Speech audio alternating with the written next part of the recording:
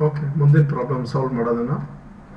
ಈಗ find the sum of 1 plus 3 plus 5 plus 51. The sum of all odd numbers from 1 to 51 without actually adding them. ಇದೇನು ಹೇಳುತ್ತೆ ಅಂತ ಹೇಳಿದ್ರೆ 1 ಇಂದ 51 ವರೆಗೂ ಇರುವಂಥ ಆಡ್ ನಂಬರ್ಸ್ನ ಆ್ಯಕ್ಚುಲಿ ಆ್ಯಡ್ ಮಾಡ್ದಲೇ ಅದರದ್ದು ಸಮ್ ಎಷ್ಟು ಅಂತ ಕಂಡುಹಿಡಿಬೇಕು. ಅದು ಯಾವ ಥರ ಮಾಡೋದು ಅಂತ ಹೇಳಿದ್ರೆ ಅವ್ರು ಹೇಳ್ತಾ ಇರೋದು 1 plus 3 plus 5 plus 7 ಇದನ್ನು ಮಾಡಬೇಡಿ ಅಂತ. ಬೇರೆ ಯಾವ ಮೆಥಡ್ ಇದೆ ಮಾಡೋದಕ್ಕೆ ಅಂತ ಹೇಳಿದ್ರೆ 1 ಇಂದ 51 ವರೆಗೂ ಎಷ್ಟು ಆಡ್ ನಂಬರ್ಸ್ ಇದೆ ಅಂತ ನೋಡಬೇಕು.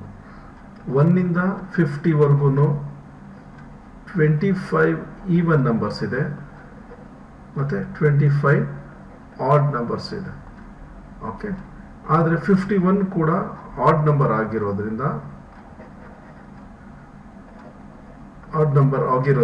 ಏನು ಮಾಡೋಣ ನಾವು, ಟೋಟ್ಲಿ 26 ಆಡ್ ನಂಬರ್ಸ್ ಇದೆ. ಒಂದು ರೂಲ್ ಏನು ಹೇಳುತ್ತೆ, ಎಷ್ಟು ಆಡ್ ನಂಬರ್ಸ್ ಇದೆಯೋ ಅದರದ್ದು ಸ್ಕ್ವೇರ್ ಮಾಡಿದ್ರೆ ನನಗೆ ಆಡ್ ನಂಬರ್ಸ್ದು ಸಮ್ ಬರುತ್ತೆ ಅಂತ. ಏನು ಹೇಳುತ್ತೆ ಅಂದರೆ, ಇವಾಗ 26 ಆಡ್ ನಂಬರ್ಸ್ ಇದೆ ಅಲ್ವಾ, 26 ಇಂಟು 26 ಮಾಡಿದ್ರೆ 6 6 36, 6 2 12, 12 plus 3 15, 6 2 12, carry 1, 2 2 4 plus 1 5, 6 7 6 676 ಬರ್ತಾ ಇದೆ.